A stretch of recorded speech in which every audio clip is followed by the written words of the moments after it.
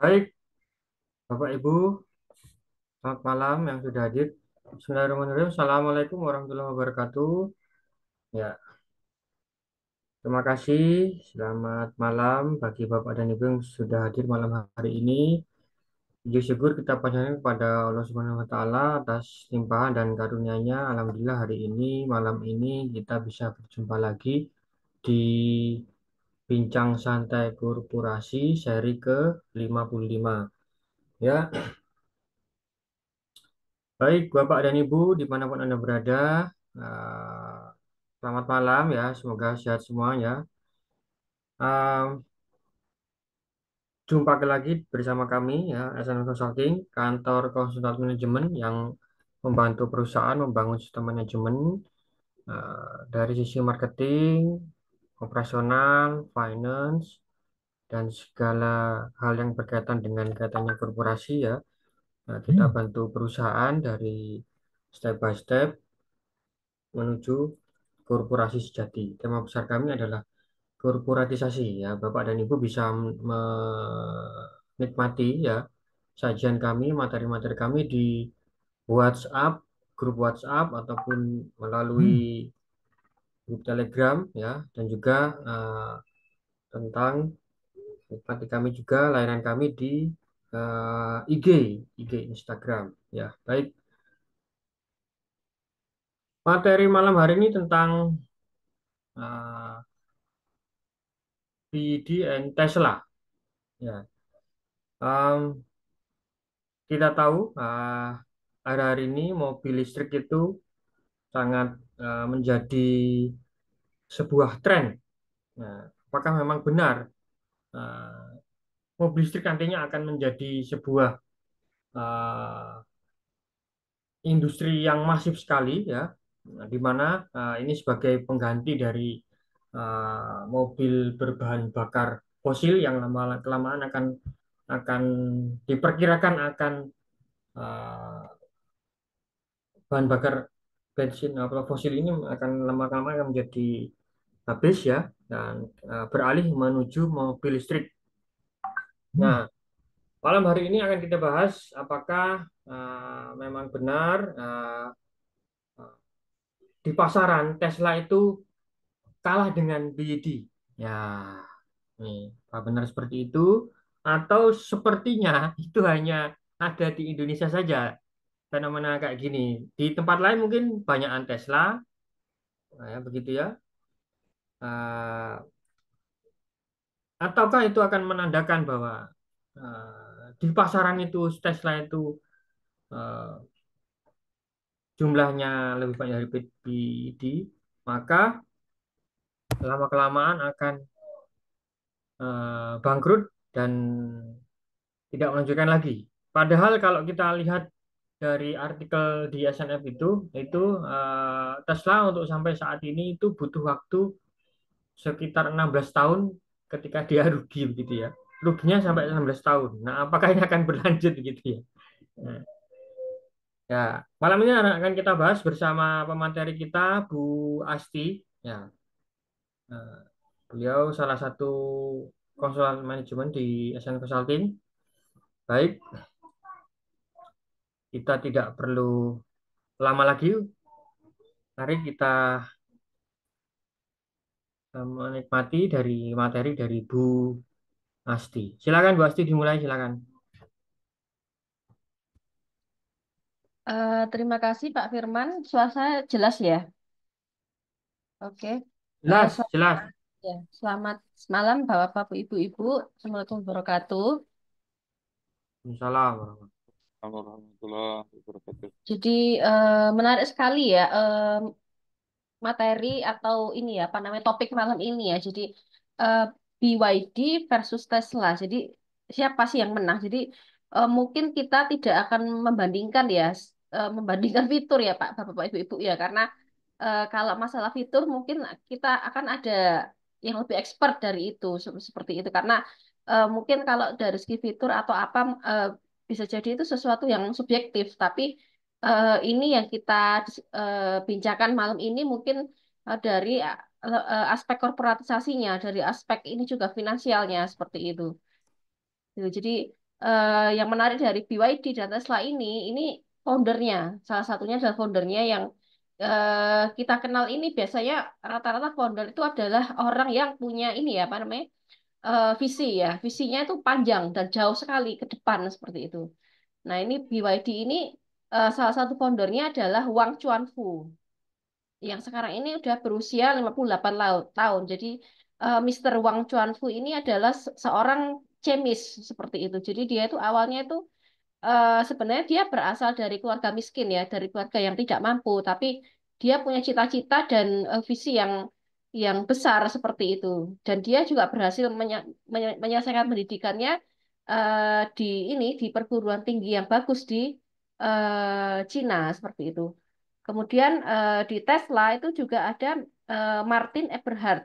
Jadi ini adalah foundernya yang pertama kali seperti itu. Usianya 64 tahun. Kemudian setelah 1 tahun berdiri, Tesla ini masuklah Elon Musk yang umurnya sekarang ini 53 tahun seperti itu. Jadi eh, mereka ini bisa kita bisa kita ini ya identifikasi sebagai orang yang ini memang apa namanya cita-cita atau ini ya apa namanya visinya besar seperti itu.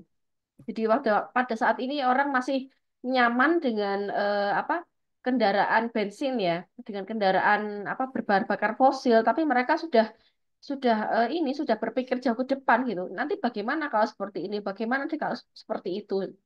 Jadi ada ini ada inovasi yang orang lain nggak ini yang nggak terpikirkan seperti itu.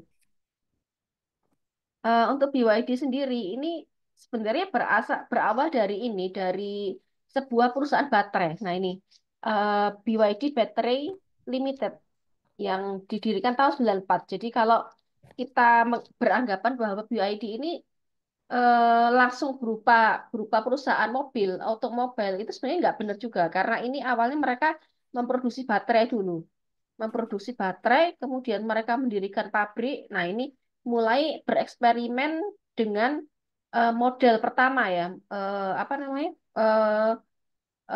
Apa namanya kendaraan listrik pertama yaitu F3 ini, F3 DM. Nah, ini pada waktu diluncurkan ini ternyata respon pasar ini positif sekali seperti itu. Kemudian mereka menggandeng Nokia tahun 2002 menjadi apa namanya perusahaan supplier ini, supply baterainya, baterai litiumnya Nokia yang pertama kali di Cina seperti itu tahun 2002.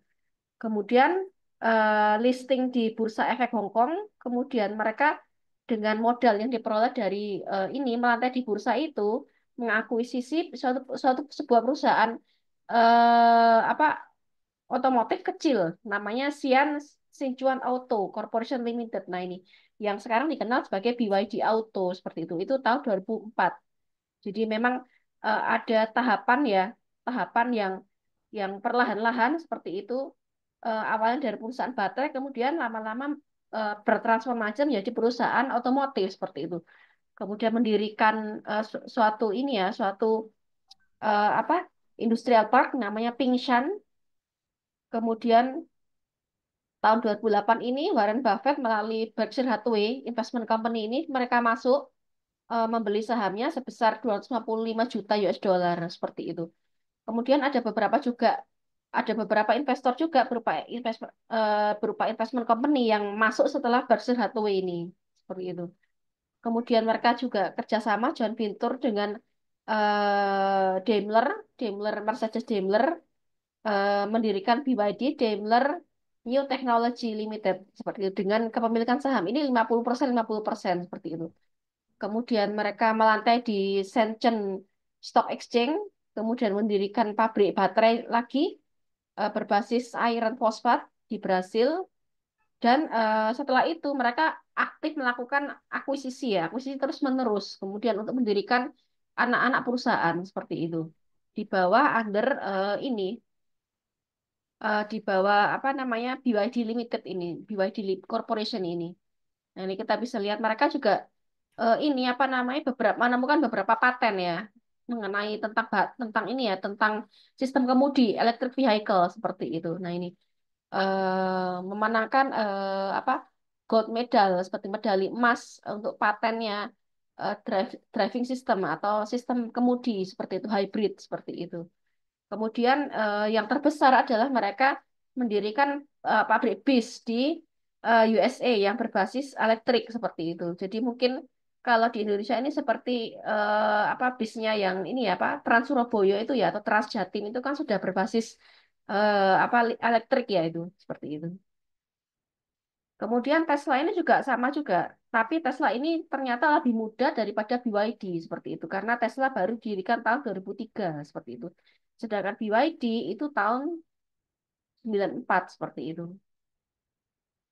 Nah, ini kita bisa lihat bahwa Tesla ini apa namanya juga mengalami apa namanya pendanaan, ada investor yang masuk, ada investor yang keluar seperti itu. Kemudian IPO ini tahun 2010 ini dengan harga saham yaitu $17 per lembar saham seperti itu. Nah, ini dari sini mereka meluncurkan berbagai model ya, berbagai model Tesla seperti itu. Ini ada model S, kemudian model X tahun 2012, kemudian mendirikan baterai swap. Baterai swap ini untuk ini ya penukaran baterai seperti itu. Kemudian meluncurkan model S di tahun 2012 bulan Juni seperti itu.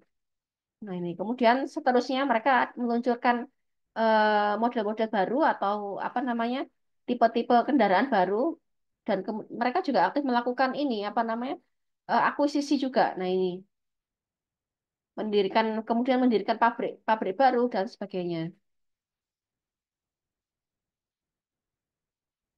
Corporate values atau nilai perusahaan BYD ini sendiri kita bisa mengenali dari beberapa pilar ya. Yang pertama adalah excellence atau keistimewaan, kemudian ada pragmatisme yaitu apa mengubah mimpi menjadi realitas, kemudian ada innovations, mimpi kita itu difasilitasi dengan penemuan-penemuan baru, paten-paten baru seperti itu.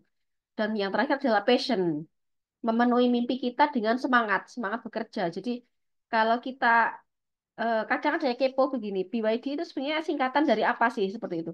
Jadi BYD ini singkatan dari Build Your Dream seperti itu atau bangunlah mimpimu seperti itu. Build Your Dream BYD. Jadi memang foundernya waktu itu ingin supaya ini apa namanya perusahaan ini bisa mewujudkan mimpi seperti itu. Mewujudkan mimpi apa ya?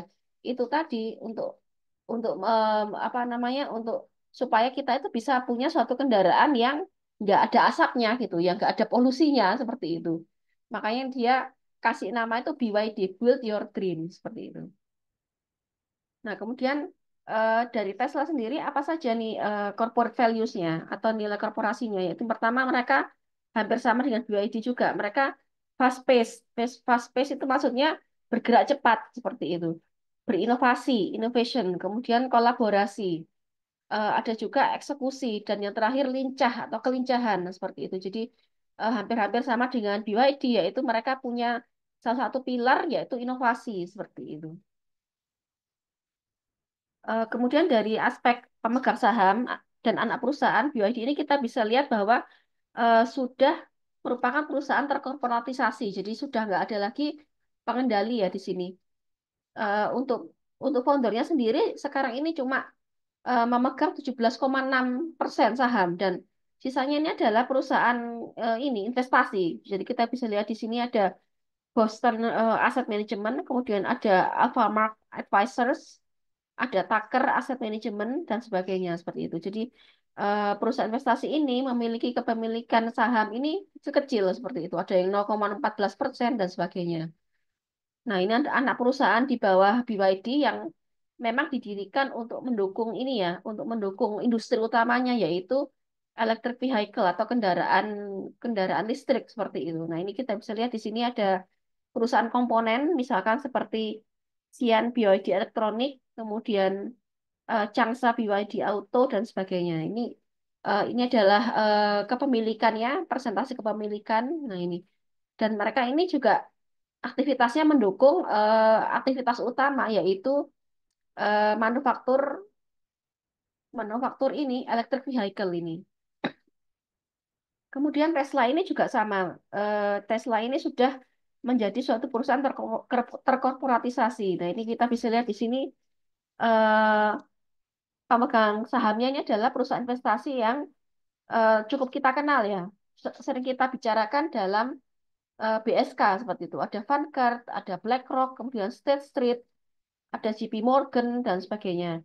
Foundernya sendiri malah sudah terdilusi kepemilikannya jadi 13% seperti itu. Nah ini. Kemudian anak perusahaannya ini juga sudah berbagai macam sekali. Ada Tesla Energy, ada Tesla Jerman, Tesla Korea, Deepscale, kemudian ada Tesla Australia, Tesla Malaysia, Tesla Belanda dan sebagainya. Kemudian market share Tesla. Jadi kita setelah kita ketahui bahwa Tesla dan BYD ini sama-sama sudah berkorporatisasi. Jadi kita bisa lihat dari sini market share Tesla ini kalau kita ini ya kita bedah dari modelnya ini sampai sekarang mereka sudah meluncurkan sekitar 8 model seperti itu. Nah ini ada model X, model S dengan jumlah ini jumlah apa lokasi pabrik ini ya ada 5, 6, 7. Jadi ada beberapa pabrik yang sudah bertambah seperti itu dalam pengembangan. Kita bisa lihat di sini in development seperti itu. Jadi pabrik yang sudah berjalan ini ada 5 seperti itu dan ini akan bertambah terus seperti itu. Nah ini kita bisa di sini ada jumlah kendaraan yang sudah di delivery atau sudah dikirimkan ini hampir 500.000 unit seperti itu. Dengan market share paling banyak ini adalah US, USA dan Kanada. Kemudian Eropa dan yang terakhir adalah Cina. Jadi memang mereka dominan di USA dan Kanada karena memang kan pabriknya lebih banyak di situ ya. Kalau di Cina mereka akan ini head to head dengan kompetitornya ini sendiri yaitu BYD seperti itu. Kemudian dari aspek apa namanya cost of goods sold atau HPP ini semakin menurun seperti itu. Jadi memang yang menarik dari Tesla ini adalah mereka punya ini ya, punya semacam strategi efisiensi yang berupa otomatisasi di pabriknya seperti itu. Jadi ongkosnya per unit mobil itu bisa semakin ditekan seperti itu, semakin semakin efisien seperti itu. Kemudian dari BYD sendiri ini modelnya ini juga bersaing dengan Tesla seperti itu. Kita bisa lihat di sini sampai sekarang ini BYD sudah meluncurkan sekitar 10 model seperti itu. Ini ada BYD Song. Nah, ini yang apa bestseller ya. BYD Song, ada BYD Chin, BYD Yuan, Dolphin dan Seagull seperti itu. Kemudian eh, volume produksi atau volume manufakturnya ini kapasitasnya gede banget sampai sampai sekarang sudah 3 juta lebih seperti itu. Kalau kita bandingkan dengan Tesla, ini Tesla sebenarnya lebih kecil seperti itu. Kapasitas produksi terpasangnya seperti itu. Nah, ini kita bisa di sini ada passenger car yang biru ini yang sudah mencapai 3 juta lebih. Kemudian ada kendaraan komersial ini yang jumlahnya masih sedikit. Nah, kalau kita lihat market share ini sebenarnya BYD ini lebih mendominasi seperti itu dengan karena mereka ini ya apa namanya bisa menyediakan variasi produk. Jadi mau yang modelnya kayak gimana sih kita ada seperti itu. Itulah kenapa mereka apa dari segi pangsa pasar ini lebih mendominasi seperti itu. Nah, dari sini kita bisa menyimpulkan bahwa baik BYD dan Tesla ini sudah menjadi suatu perusahaan yang berkorporatisasi dengan ciri-ciri sudah tidak ada pemegang saham pengendali, menguasai pasar di berbagai negara dan cost of capitalnya itu sangat sangat murah seperti 2-3% per tahun karena memang sudah melantai di bursa seperti itu. Nah, kemudian gimana sih dengan Indonesia sendiri? Bagaimana sih pertumbuhan ini ya market share perusahaan apa kendaraan elektrik ya, electric vehicle seperti itu. Jadi kalau di Indonesia ini sebenarnya masih mirip dengan di Cina itu 10 tahun yang lalu seperti itu. Jadi belum matang suatu suatu kondisi market share yang belum matang tapi masih terus bertumbuh seperti itu. Nah, ini kita bisa lihat di sini ada target apa namanya? kendaraan elektrik ini meningkat menjadi 400.000 di tahun 2025 seperti itu. Kemudian kemudian untuk motor elektrik ini jadi 1,8 juta di tahun 2025 juga. Dan ada penurunan ini ya, apa namanya? Penurunan polusi ya, greenhouse emission ini turun sebesar 29,3%. Nah, memang kalau di Indonesia ini kalau kita tidak didukung dengan adanya ini ya stasiun pengisian bahan bakar elektrik ya, jadi charging station ini memang agak susah seperti itu karena nggak mungkin kan kita apa baterainya habis di tengah jalan terus pulang seperti itu. Nggak mungkin seperti itu gitu. Jadi memang harus ada suatu sistem atau mekanisme pengisian yang hampir seperti kita mengisi bensin gitu di SPBU seperti itu. Jadi memang harus ada Pak, infrastruktur seperti ini yang mendukung untuk ini supaya masyarakat itu tertarik memiliki electric vehicle seperti itu. Kemudian bagaimana dari aspek penjualan dan laba Tesla. Jadi kita bisa lihat di sini baik Tesla maupun BYD ini sama-sama menunjukkan pertumbuhan yang bagus seperti itu. Jadi apa penjualannya itu cenderung naik ya karena memang market share-nya itu dia membesar seperti itu. Kita bisa lihat di sini 2023 dan 2022 ini sama-sama naik semua. Malah BYD ini kenaikannya cukup signifikan ya dari 2021 ke 6 2023 seperti itu. Nah, kemudian bagaimana sih kalau kita bandingkan dari aspek kinerja keuangannya seperti itu. Jadi kita bisa lihat di sini ada benchmark antara BYD dan Tesla. Kalau dari aspek market market cap eh, per November 2024 ini Tesla lebih besar seperti itu, yaitu sebesar hampir 1,5 triliun US dollar seperti itu. Kemudian asetnya ini juga lebih besar, kemudian apa namanya ekuitasnya juga lebih besar. Nah, margin profitnya ini menarik sekali Tesla ini karena walaupun dia penjualannya sedikit, lebih sedikit daripada BYD, tapi ternyata profitnya ini lebih besar seperti itu. Nah, ini.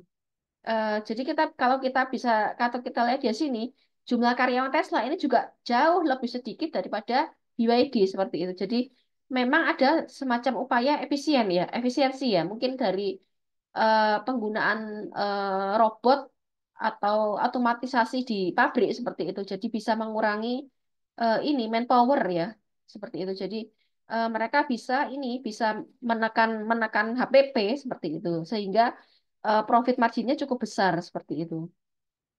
Nah, kemudian dari aspek intangible asset ini juga lebih besar Tesla daripada BYD yang ini menunjukkan adanya penghargaan pada ini apa namanya merek dan laba laba Tesla seperti itu. Kemudian otomatis labanya ini dia membesar seperti itu dengan eh, Tesla ini labanya sebesar 8 jutaan. Sorry 8 miliaran dan BYD ini cuma 5 seperti itu. Nah, kita bisa simpulkan di sini bahwa eh, Tesla dan BYD ini sama-sama berada pada level korporatisasi di mana sudah tidak ada pesan pengendali. Jadi di SRF Consulting kami memiliki konsep yaitu kurva korporatisasi yang eh, kita bisa kita bisa lihat di sini bahwa pada saat suatu perusahaan terbentuk itu awalnya ada pengendalian penuh dari founder atau pendiri. Nah, ini pada saat suatu sistem manajemen sudah terbentuk dengan bagus, maka pengendalian ini bisa dilepas sehingga kepemilikan founder ini semakin sedikit persentasenya, tapi dengan nilai harga saham yang semakin membesar seperti itu. Nah, ini. Jadi kita bisa simpulkan bahwa perusahaan yang terkorporatisasi ini mereka menguatkan sistem manajemen seperti itu dan menurunkan peran pendiri dengan masuknya pemodal baru seperti itu. Apa sih benefitnya korporatisasi? Nah, ini tadi eh, perusahaan bisa berekspansi global, yaitu syaratnya yaitu dengan eh, melakukan dengan penguatan sistem manajemen sebelum sebelum ada adanya pendirian ya baru, adanya masuknya pendiri baru seperti itu. Jadi yang dapat kita simpulkan dari diskusi malam ini dari BYD dan Tesla ini adalah Tesla dan BYD ini sudah tidak ada founder pengendali karena mereka sudah berada pada corporate life cycle yang tahap terakhir, yaitu tahap paling tinggi, yaitu tahap ke-8 seperti itu. Dan besarnya nilai intangible aset Tesla ini mencerminkan penghargaan atas merek dan laba. Nah, kita bisa lihat bahwa BYD dan Tesla ini mereka melakukan rank issue terus-menerus. Tidak hanya rank issue sebenarnya, tapi juga melakukan ini ya, akuisisi secara agresif seperti itu. Sesuai dengan model kurva korporatisasi sehingga kepemilikan founder ini terdilusi.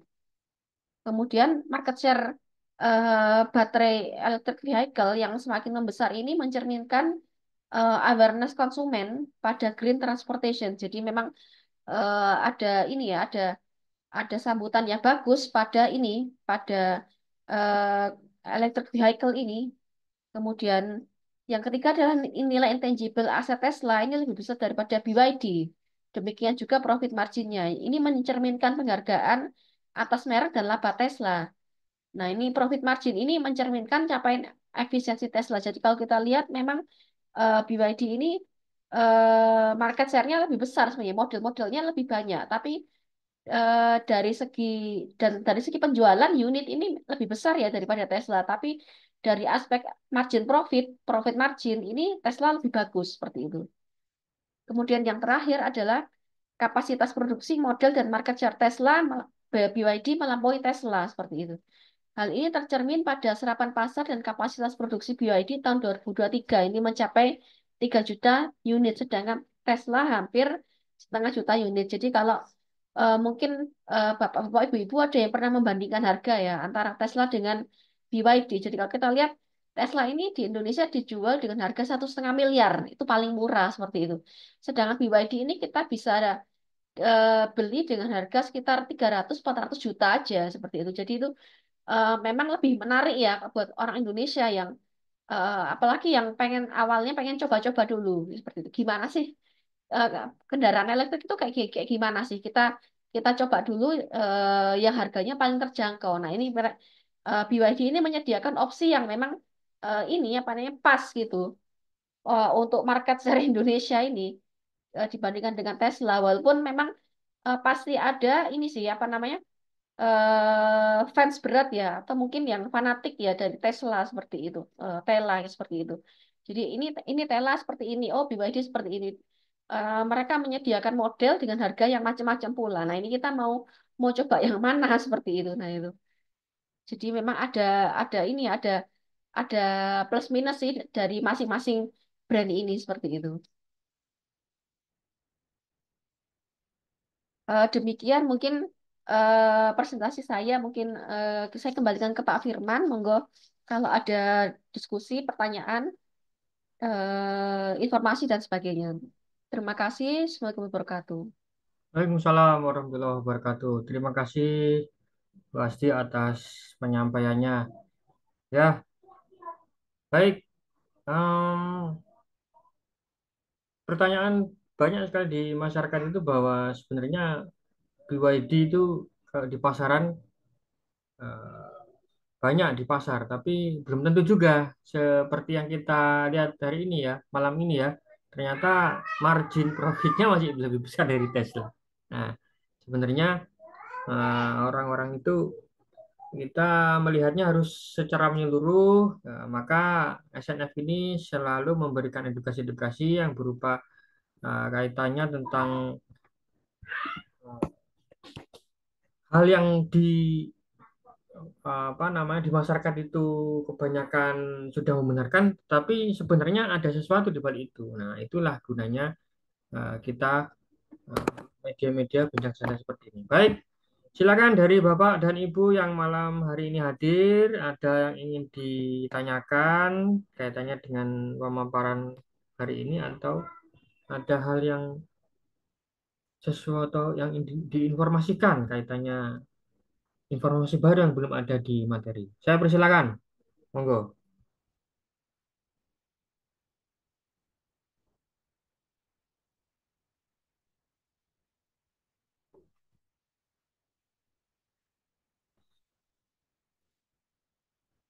Ya, Bu Asti, itu tadi kan eh, BYD menjual dengan harga 300 juta ya.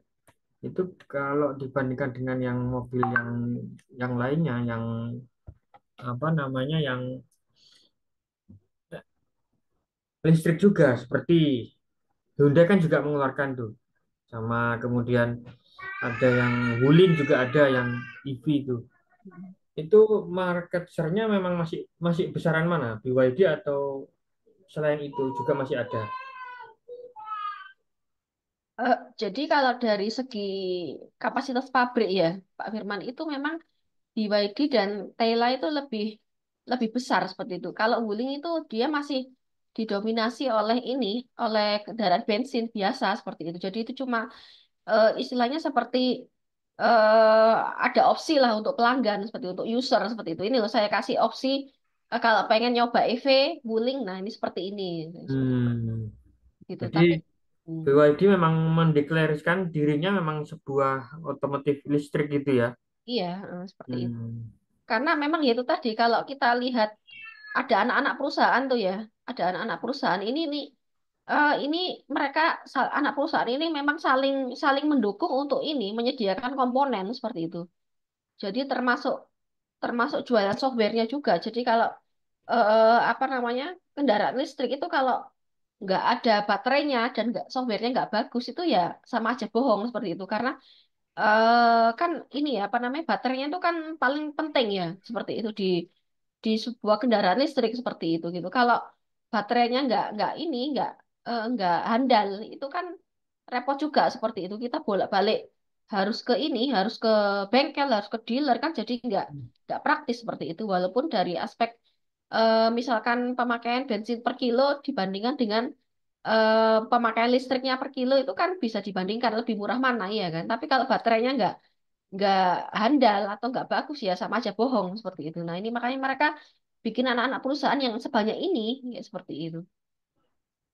Gitu untuk mendukung ini tadi, untuk mendukung apa jualan mereka ini yaitu electric vehicle. Nah kita bisa lihat di sini. Ini ada perusahaan riset, ada perusahaan apa riset baterai seperti itu. Hmm. Ini kemudian ada perusahaan assembly ini perusahaan perakitan seperti itu. Nah, ini manufaktur and sales. Jadi ini produksi apa namanya komponen ya, komponen mobilnya seperti itu. Gitu. Nah, ini Thailand ini juga sama. Ternyata anak perusahaannya seabrek seperti itu karena memang ya mereka perlu ini untuk mendukung produksinya itu tadi seperti itu.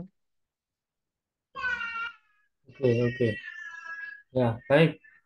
Ini ada yang ingin bertanya dari Pak Farisi. Silakan, Pak Farisi. Oke, terima kasih Pak Isman. Eh, saya tadi baru tahu kalau ternyata BYD itu ternyata lebih tua daripada Tesla ya. Kalau selama ini pemberitaan-pemberitaan itu justru Tesla yang sudah lama, sudah lama eh, mempelopori, bahkan mungkin pionir di bidang mobil listrik ya. Nah, yang saya tanyakan ini sebetulnya kalau visi panjang itu kan Dahlan Iskan waktu masih jadi Menteri BUMN juga sudah punya visi untuk mendirikan mobil listrik.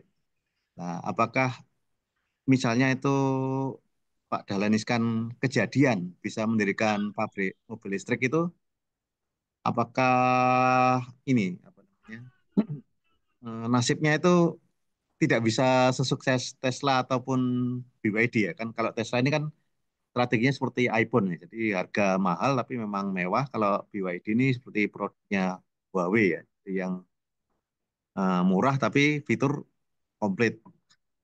Mungkin itu aja Pak Mbak Esti saya tanyakan. Apakah Ya, Pak Dahlan kan bisa sukses? Karena visinya kan lama juga itu waktu itu. iya. Waktu itu ada apa itu yang beliau kecelakaan itu ya, naik mobilan itu ya. Iya, iya. Apa namanya? Sekarang ada itu juga gesit apa? Itu kan juga dari Oh, idenya motor. beliau itu. Oh, gitu ya.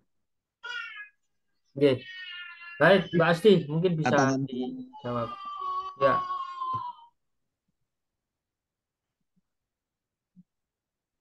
Berarti tentang visi ya Pak ya. Jadi kalau visi ya itu yang memang visi itu harus didukung dengan eksekusi juga. Jadi kalau misalkan eksekusinya nggak ini nggak apa namanya nggak oke ya, agak susah juga seperti itu. Itu jadi makanya ini kan kalau kita lihat Tela sama BYD ini bisa bisa membesar seperti itu karena apa namanya istilahnya ada ekosistemnya ya, atau supportnya ya. Mereka bikin ekosistem itu sendiri seperti itu. Ini ada yang bikin joknya, ini ada yang bikin softwarenya, ini ada yang bikin apa namanya kacanya seperti itu. Ini ada yang bikin apa namanya itu spionnya seperti itu. Ada yang bikin wipernya seperti itu. Lah kalau semua dikerjakan sendiri ya ya boncos juga seperti itu. Makanya kan mereka bikin ini apa namanya kayak semacam satelit-satelit itu, perusahaan satelit itu yang mendukung apa namanya BYD apa namanya industrinya itu seperti itu. Berikutnya boleh tanya lagi, Gimana? Ini Mbak, tadi kan saya juga baru tahu juga Tesla itu sudah mulai menghasilkan laba karena yang saya tahu pemberitaannya itu kan 13 tahun investor itu dibuat harus bersabar karena perusahaannya ini kan merugi terus. Tapi ada strategi Strakom dari Elon Musk itu yang gimana caranya bisa bisa membuat investor-investornya itu apa namanya sabar ya. Terus kemudian apakah karena strategi Strakomnya itu yang membuat ada penghargaan dari market sehingga sahamnya itu bisa lebih mahal daripada BYD itu Mbak.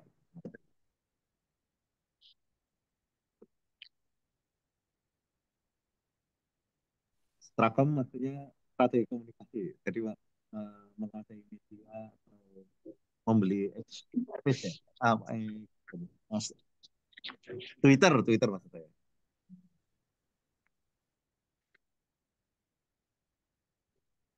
Sebenarnya kalau untuk X atau Twitter itu nggak termasuk ini sih Pak, nggak termasuk ekosistemnya Tela seperti itu. Jadi memang ya bisa dibilang tuh kayak proyek pribadi gitu ya, seperti itu. Itu di luar ini, di luar kepentingan ini tadi electric vehicle itu tadi seperti itu. Gitu. Oke, itu Ya, aja. iya, yang namanya orang punya duit kan ya, ya terserah dia ya seperti itu.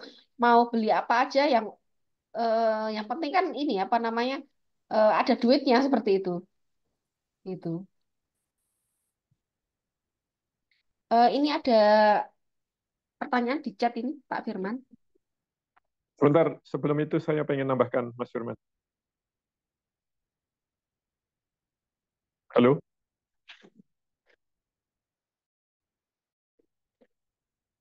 Nggak dengar, Mas Firman, suara sampean hilang itu kayak. Silakan Pak Iman, silakan. Ya, mohon maaf, saya tidak bisa buka video karena sinyal saya di sini jelek, saya lagi mobile. Jadi kalau tadi disampaikan tentang Pak Dahlan Iskan itu, yang dikerjakan Pak Dahlan Iskan itu bukan membangun korporasi mobil listrik, tapi dia itu kerjaan bengkel mobil listrik gitu. Nah, kalau yang kayak gitu, teman-teman ITS sejak tahun 90-an itu sudah bikin. Itu namanya waktu itu mobil listrik Widya Wahana.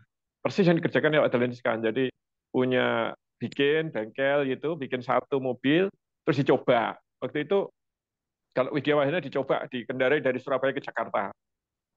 Nah itu tahun 90 bahkan. Jauh lebih lama lagi. Tapi lagi konsepnya kan bengkel. Kalau bengkel itu memang tidak didesain untuk mass production. Kayak misalnya eh, barusan itu kita rame dengan mobilnya eh, apa namanya Presiden RI1 yang produksi pindad itu apa Mau. Maung. Nah, itu juga konsepnya bukan manufaktur, konsepnya itu mungkin kalau di sana kan saya pernah tanya ke teman-teman yang tahu di sana gitu ya. Loh, Pak, misalnya dia bikin yang sepele aja, bikin handle pintu, itu apakah dia bikin cetakan yang massal gitu, cor yang massal? Oh, enggak, dia pakai CNC, jadi dia ya ala bengkel memang, ala bengkel pakai mesin CNC cutting gitu ya. Nah, sehingga jangan pernah berharap Maung itu misalnya jadi kayak kayak Toyota, kayak kayak Tesla, kayak BYD. Enggak, itu bengkel. Konsep bengkel itu suruh ngulangi kalau bikin 10 bisa, tapi kalau bikin 2000 udah nggak bisa. Nah, sementara masyarakat itu untuk mobil listrik, saya setuju dengan Mbak Asti, kalau kita suruh beli Tesla yang harganya 600 juta, 500 juta, mungkin orang takut dulu. Ini kan kita ini masih nyoba.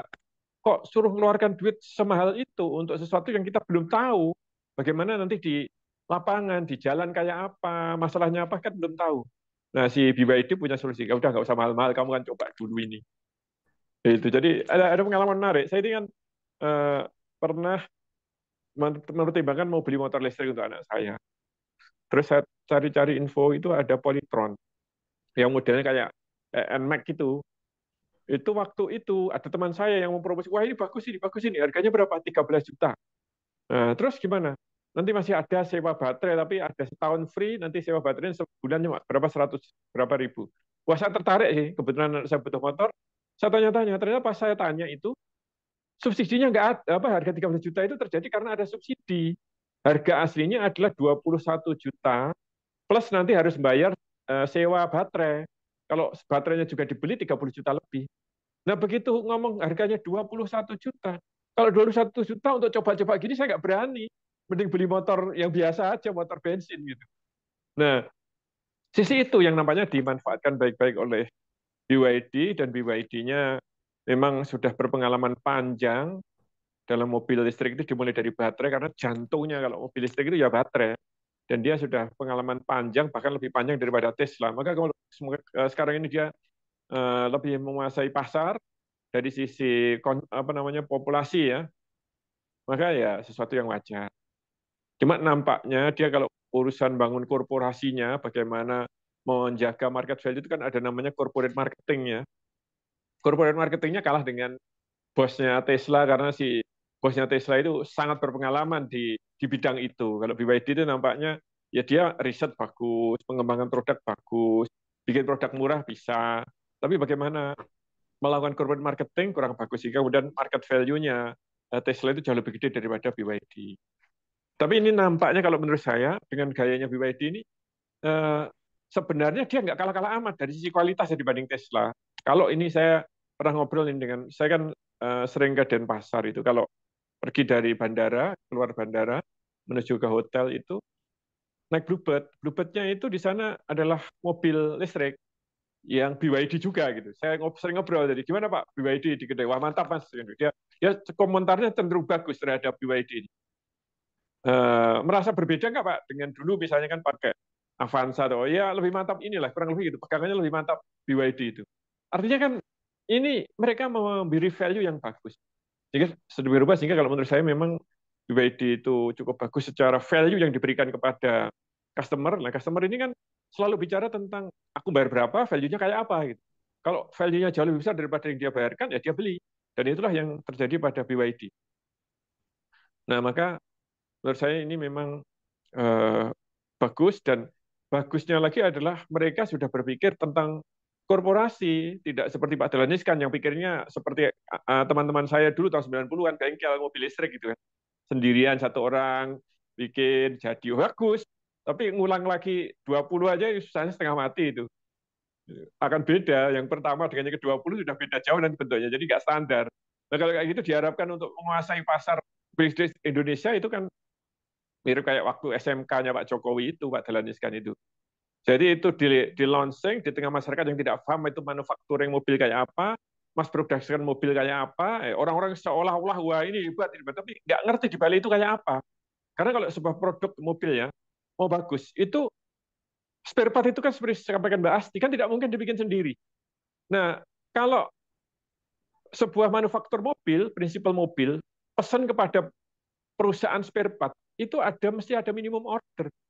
Dan satu spare part aja itu minta ordernya itu puluhan ribu biji. Nah kalau hanya menjual 1.000 mobil nggak bisa, itu harus dalam setahun sekian puluh ribu biji gitu baru efisien. Dan itu tidak bisa dilakukan oleh yang seperti gagasannya Pak Dahlan Iskan itu, karena dia konsepnya bengkel. Nah kalau bengkel ya Adik kelas apa kakak kelas bahkan adik kelas saya dulu di ITS saja sudah bisa itu bengkel gitu. Bahkan waktu itu bukan hanya mobil listrik tenaga surya full tenaga surya itu bisa. Nah, sehingga lebih canggih sebenarnya. Tapi bengkel sekali lagi bukan mass production sebagai sebuah korporasi. Jadi kita itu sering kali apa ya masyarakat itu punya seolah-olah punya harapan, tapi sebenarnya nggak ada harapan. Ya kayak Maung ini seperti punya harapan ini mobil bagus, ya nggak ada harapan karena pada dasarnya dia pikirnya bukan mass production kayak Tesla, kayak kayak BYD, kayak Toyota. Mereka ya kayak bengkel aja, cuma bengkelnya canggih pakai alat apa CNC yang eh, kerjanya serba komputerized otomatis gitu tapi ya nggak bisa produksi kayak Toyota. Saya kira itu teman saya. Oke, terima kasih Pak Iman. Berarti memang Dahlan Iskan sudah dipastikan gagal walaupun beritanya. Bukan bukan dipastikan sampean aja yang terlalu berharap. Kalau Oh, saya sejak awal oh ya kalau gini adik kelas saya sudah bisa gitu.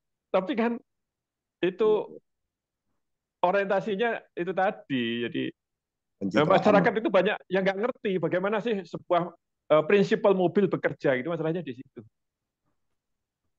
Nggih, nggih, nggih. Makasih, makasih. Ya, jadi termasuk tadi kayak SMK diulang kemudian mobil listriknya Pak Dahlan Iskan, Maung itu ya kurang lebih kasusnya sama. Jadi beda dengan VinFast-nya Korea yang memang sejak awal mass production. BYD, Tesla mass production, jadi Invas mendesain bukannya Vietnam, Pak. VinFast ya Vietnam. Hmm.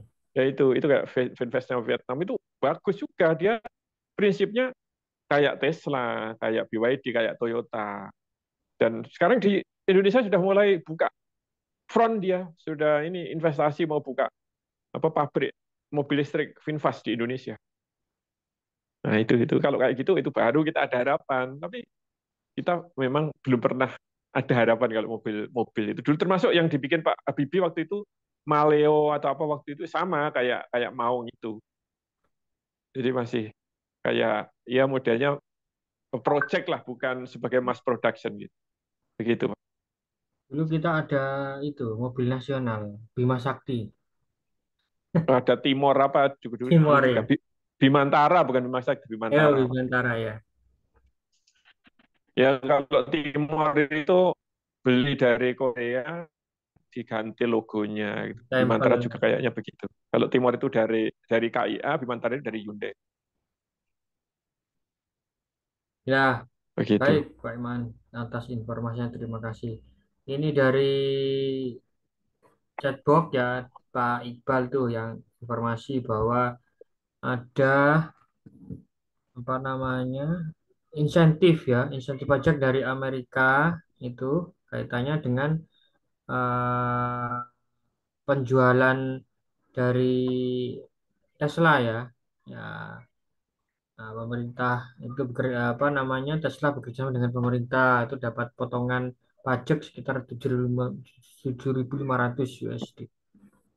Ya mungkin sama dengan di sini itu kalau beli motor listrik atau mobil listrik dapat subsidi kayak gitu.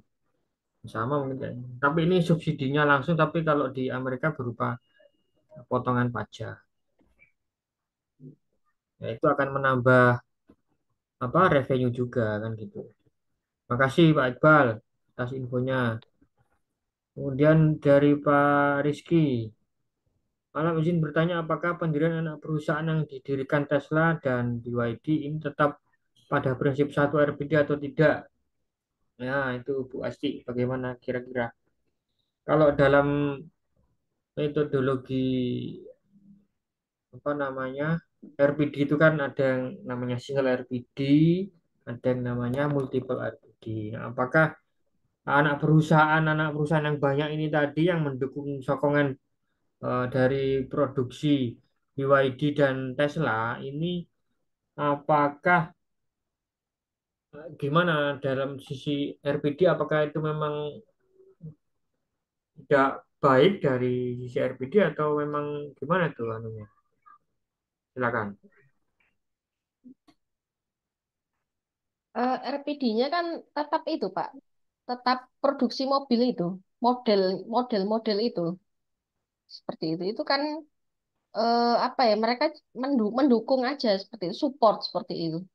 Jadi yang dibilang Pak Iman tadi, misalkan ada yang produksi handle-nya, ada yang produksi spionnya, ada yang produksi dashboardnya, software-nya, dan seperti itu. Jadi kalau misalkan suatu saat di ini di mereka maklon atau jadi subkon di merek lain ya, eh, bisa aja seperti itu asalkan ya itu tadi marginnya bagus seperti itu. Tapi kalau marginnya nggak bagus ya pasti akan ini apa dipakai untuk induknya aja, untuk mendukung produksi ininya, merek asalnya itu. Misalkan merek asalnya ya Tesla ya, mereka akan bikin komponen Tesla itu seperti itu. Atau Misal, mungkin itu hmm, karena ini adalah sesuatu hal yang baru, jadi tidak bisa itu kata tadi Pak Iman bilang kalau kita mesen baterai di perusahaan supplier baterai dengan anu mungkin kurang pas kan gitu ya. Nah akhirnya buatlah dia itu anak perusahaan yang khusus untuk produksi baterai yang nantinya bisa digunakan di eh, di unitnya itu. unit yang unit unit dia sendiri atau juga bisa dijual ke perusahaan yang lain kan begitu. Ini Mungkin maksudnya bisa ya, saya tambahkan Mas Firman ya. Jadi seperti disampaikan Mbak Asti, RPD-nya sebuah prinsipal mobil itu adalah model mobil. Nah, dalam memproduksi model mobil itu mulai dari desain, development, riset, sampai jadi prototype, sampai mass production, sampai dipromosikan, sampai di pasar itu kan butuh banyak hal. Butuh rantai pasok yang panjang juga, butuh macam-macam keahlian, butuh macam-macam skill gitu ya. Nah, dalam rangka itu ada dua sumber sumber yang bisa dipakai itu, sumber pasokan yang bisa dipakai, bikin sendiri atau outsource. Nah, maka perusahaan manapun itu selalu akan milih begini, mana yang saya kerjakan sendiri, mana yang outsource. Jadi katakanlah misalnya kalau kalau BYD karena dia itu sejak awal berdiri sebagai pabrik baterai, maka dia baterai dikerjakan sendiri. Tapi misalnya dia kan butuh bumper. Nah, bumper ini beli dari outsource, ya, maklun, ya, dari perusahaan spare part atau bikin sendiri.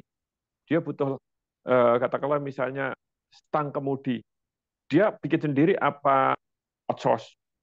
Dia juga butuh misalnya saja karpetnya mobil sendiri apa outsource. Nah, dia akan milih. Nah, maka dalam rangka pilihan-pilihan itu alternatif cuma ada dua, dikerjakan sendiri atau beli, gitu aja. Nah, maka perusahaan pasti akan memikirkan dengan cermat mana yang harus dikerjakan sendiri sebagai sebuah core competence dan mana yang bisa di-outsource.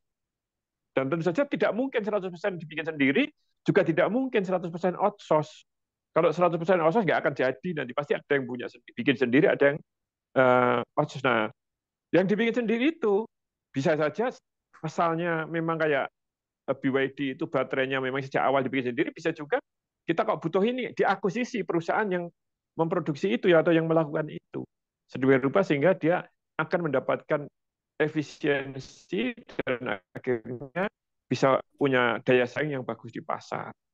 Nah, jadi akuisisi anak perusahaan atau bahkan bikin anak perusahaan itu konteksnya begitu. Kadang-kadang perusahaan memang harus bikin anak perusahaan karena kondisi yang memaksa. Bisa begitu. Kadang-kadang udah kita bikin di sini sendiri aja. Nah, itu adalah salah satu kerumitan dari sebuah prinsipal yang memang harus dihadapi dan kemudian itu akan menjadi uh, uh, sesuatu yang bisa menjadi daya saing dia ketika berhadapan head to head dengan kompetitornya.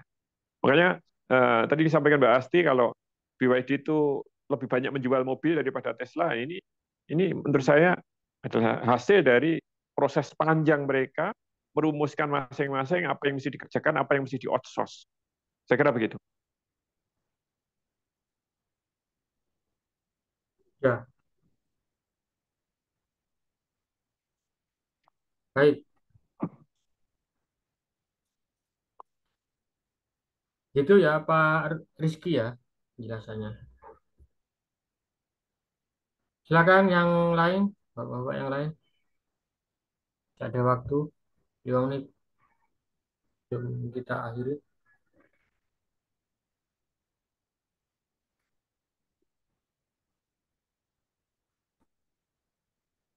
Jadi, Jadi, eh, oke, ya, silakan. lanjut, lanjut, lanjut, Samen, lanjut. Ya, jadi kalau kita kembali pada materi tadi, ya apa namanya flyer ya, mana yang pemenangnya? Nah, ini kalau kita bicara laporan keuangannya, ya, tadi seperti kita lihat bahwa sebenarnya ya marginnya masih besar Tesla dan labanya juga besaran Tesla.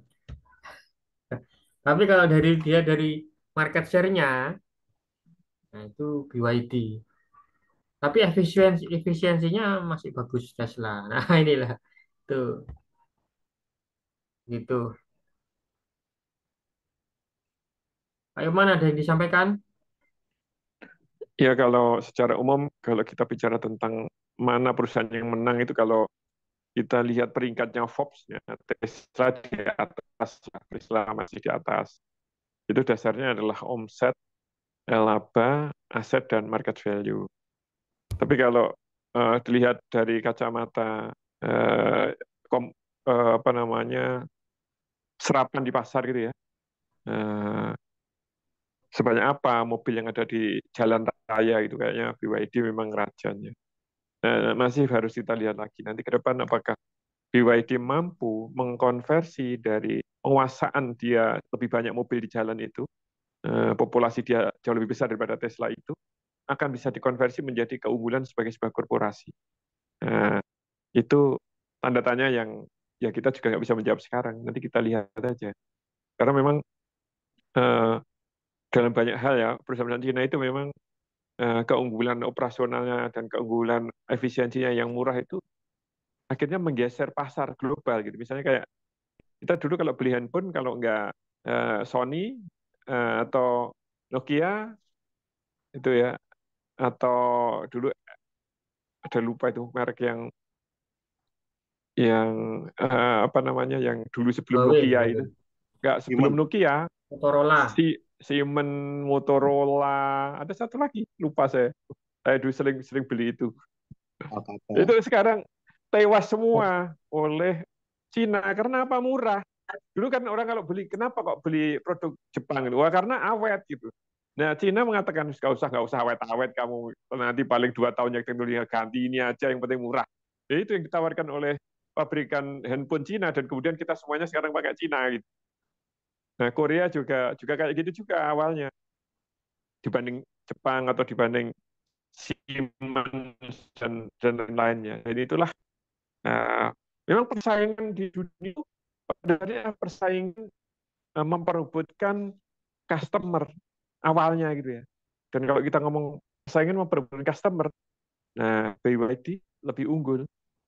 Nah itu nanti kalau dia bisa terus menggerogoti Tesla ya lama-lama mereka akan kayak uh, handphone Cina yang menggerogoti pasar yang dulu terciptakan oleh pesaing besar dari Eropa atau Barat. Saya kira begitu. Baik, Pak Iman. Ya, sudah pukul 21. Bu Asti ada yang ingin disampaikan? Apa kata closing statement? Hmm, Cukup sih Pak Firman. Ya. Hmm. Baik. Baik Bapak Ibu semua yang hadir malam hari ini, saya terima kasih sekali mengucapkan ya atas kehadirannya. Jadi memang uh, BYD dan Tesla ini saat ini adalah dua pabrikan mobil listrik yang sangat masif sekali ya. Sementara ini sudah unggul. Nah, tadi kalau sudah dijelaskan bahwa ada perbedaan eh, benefit dari keduanya, dari baik dari segi laba, profit margin ya, disampaikan juga dari market share juga ternyata lebih banyak dari BYD. Nah, pertanyaannya sekarang, sampean mau beli yang mana? Kayak gitu. Ada duitnya. Seberapa kira-kira ya? Nah, dan apakah ini nanti ah, mobil listrik akan benar-benar menjadi sebuah fenomena yang mengganti, mengganti dari mobil berbahan bakar fosil. Kita lihat, kita tunggu saja kelanjutan dunia ini, ya, gitu ya. Nah, dan sampai jumpa kembali di episode Bincang Santai Korporasi kita mendatang. Terima kasih. Waktu kita sudah habis. Saya pamit undur diri. Kemudian juga kami sampaikan kita ada kelas di Jakarta ya tanggal 7, 8 dan 9 Januari ya. Nah, bagi kawan-kawan yang berminat untuk mendalami ya kaitannya dengan proses korporatisasi nanti bisa menghubungi admin masing-masing grup ya. Kemudian juga eh, kami harapkan bisa mengikuti terus materi-materi kami di Instagram, Telegram, kemudian eh, YouTube, kemudian TikTok ya, dan diskusi-diskusi terus di grup kami di WhatsApp maupun Telegram. Nanti akan kita bahas materi-materi up to date kaitannya dengan manajemen. Saya pikir itu dari kami, kurang lebihnya mohon maaf. Saya tutup. Bila taufiq wal hidayah. Assalamualaikum warahmatullahi wabarakatuh. Sampai jumpa, selamat malam, selamat beristirahat. Ya.